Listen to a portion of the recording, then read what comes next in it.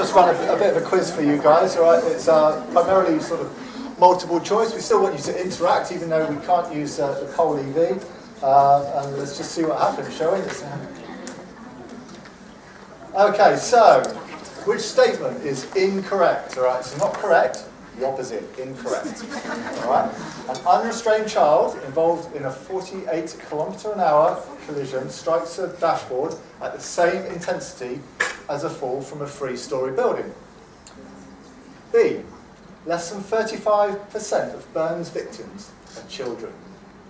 Or lastly, the annual number of child deaths due to injury is estimated to be 500,000 worldwide. All right, so we'll just let you sort of think about that for a few seconds. So the annual number of child deaths due to injury is estimated to be 500,000 worldwide. So do you think that one's incorrect? Yeah? It is incorrect. There's 1 million children in the world, right? 1 million children die every year from injury. Okay, alright. So, this is a ranking question, okay? This is going to be a bit trickier to do, so I'll probably ask maybe the most frequent one is. Okay, so it's basically we want to rank these 5 mechanisms of injury in order of frequency. So we've got pedestrian, we've got assault, motor vehicle occupant, so that can be car, bicycle, motorbike, or motorised scooter, because we're seeing a lot of those at the moment. Pedal cyclists, or falls. Alright, let's go for it, shall we? Falls, 40%. There you go. That's not surprising. It's comparable with what we see in the adult population as well. Motor vehicle occupant at 21%.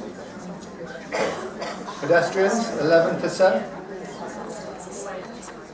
Assaults up at 9%. So nearly 1 in 10 of our major trauma patients are assaulted. And we include non-accidental, that's obviously primarily non-accidental injury.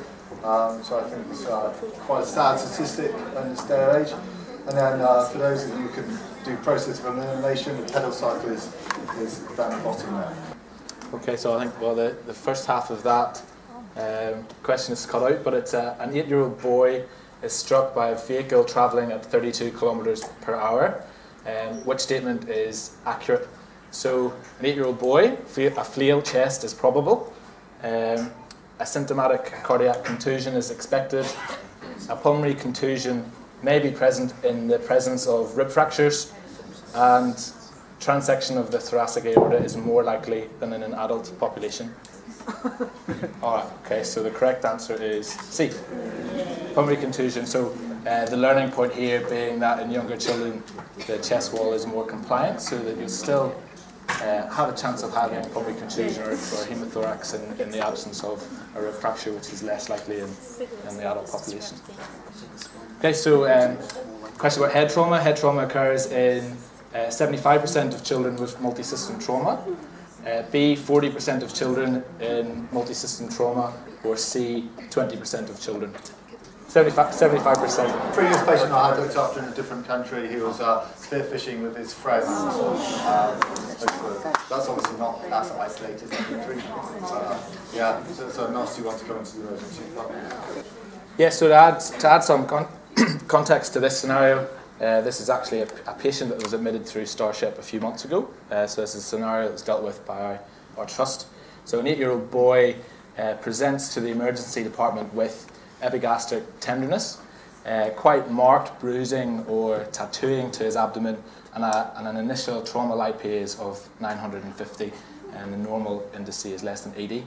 So based on that information, and if anyone can see that image clearly enough, what's his diagnosis? So acute cholecystitis, mesenteric hematoma, a liver laceration, or fractured pancreas. That's it. So the majority of people have gone for fractured pancreas. Yeah. I think for anyone working in the emergency department or with kids in general, people that present with handlebar type injuries from bike accidents, they can present quite innocuously, but with very serious injuries. Okay, so a paediatric abdominal CT scan. Okay, so how many chest X-rays would that be equivalent to in doses of radiation? C, Okay, so yeah, depending on what sort of you're doing, so it is quite a lot of chest x-rays. So I think it's, obviously there is, I mean, I'm not saying there's not place for CT scans. I think in paediatrics we're really good at being judicious with our use of CT scans, but it is, you know, quite a lot of radiation. And I know in the States they're using contrast-enhanced sonography now, and that produces really good quality images. I'm not sure if the contrast medium is available over here, but if anybody knows of anybody who's trialing this over here or screening anything, I'd love to have chats with you, because I think it's definitely a potential way forward. Okay, so I can't remember the topic. So basically, a 2-year-old is going to come into your emergency department. They've got a history of swallowing a button battery about 2 hours ago. Good job we had a talk on this, isn't it? So it's been confirmed that the button battery is in the upper esophagus on the X-ray. It's about 11:30 at night. Theatre staff have all gone home. Okay, so what's the most appropriate plan? Do you send the patient home? You'll be all right, mate. Come back if there's any problems. You know, once they're running around and they stop, the battery's obviously dead. So park them overnight in emergency. You know, and maybe get theatre staff back in the morning. Would you get them back straight away? So yeah, basically, the consensus is that we're going to get them back straight away. Yeah. Okay, so this is supposed to be one of those ones where basically it's a word cloud. So this is, I suppose I'm looking at this image, I just want people to call out what they're concerned about. There might not be anything, you might be quite happy. So I think my concern is the sort of overuse of adhesive tape with regards to managing a cervical spine here. So this one was basically a bit of a, one of those take-home measurements. Yeah, I don't think they've got a collar on. So yeah, we don't have a collar, but we don't necessarily have to routinely strap people to bedboards now if we're thinking that they've got a spine. So children are at increased risk of abdominal injury. What is the significance in regard to injury patterns? So 1, less protection of abdominal contents. 2, can often injure multiple organs. 3, the diaphragm pushes solid organs below the protection of the rib cage. Or 4, all of the above. All of the above. It's like the typical university approach. If you don't know, it's all of the above. But yeah, absolutely. So all of the above. And then what percentage of head injured patients, what percentage of patients with a cervical spine injury who also have an associated head injury, is it 10%, 30%, or 50%? Okay, so it's 30%. So interestingly, any patients presenting with a spinal injury of any type, so they present with a lumbar or thoracic type injury, they've also got a 20% risk of presenting with a cervical injury as well. So you're in some ways, you have to exclude injuries to one part. For injuries in one part of the spine, you have to exclude injuries in another part of the spine as well. So it's a similar percentage. So this is another case of recent experience. This patient was actually discharged from ward 24B today. So an 8-year-old girl presents following a fall with abdominal pain and bilious vomiting. So based on these 2 still images and the arrows which we've put in, what is the cause for her symptoms?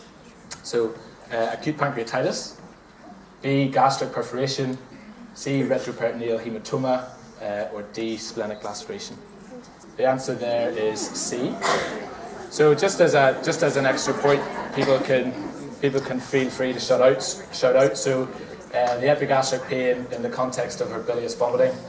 What's the phenomena that's causing her bilious vomiting in the context of her injury? So so you're right. Well, she's got a gastric outlet obstruction. So the pressure against the posterior wall of the duodenum from the hematoma is causing a gastric outlet obstruction. So essentially, her management has been drip and suck and TPN for the last few days.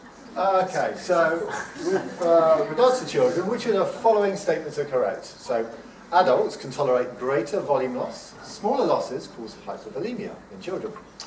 Children can compensate for up to 40% volume loss prior to significant change in their vital signs.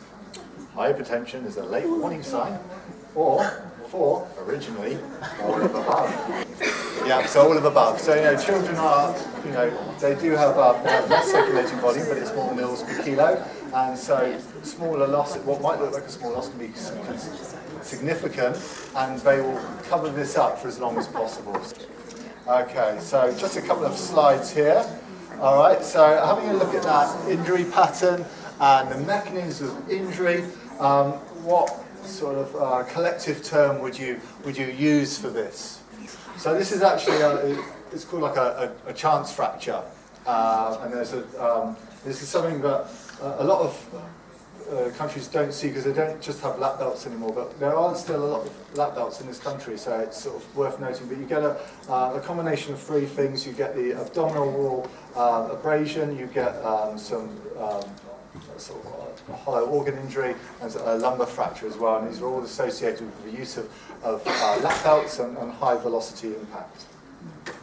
Okay, so another one. So what should be given orally to mitigate the severity of injury following button battery ingestion? So we'll move on. So honey is what we would give to a patient who came in following button battery ingestion. Okay, so everyone's favourite job to do in a stressed situation in the emergency department. So an 8-year-old boy sustains a depressed skull fracture. So his examination, he withdraws from pain, opens his eyes to pain, and is making sounds only. So what are you calculating his GCS at? Yeah, pretty good. GCS of 8. 4 for pain, 2 for eyes, and 2 for sounds. Which of the following limb fractures is associated with non-accidental injury? So, green stick fracture, spiral fracture, closed fracture, compound fracture, or all of the above? All of the above. You're right, all of the above, yeah. So we can't attribute one specific type of fracture to non-accidental injury. Okay, so it is like David was saying, it is, a hard field to follow. So guys, I just want to say thank you very much for being a wonderful audience, okay, and for contributing in slightly less than the way we wanted to. So thank you very much.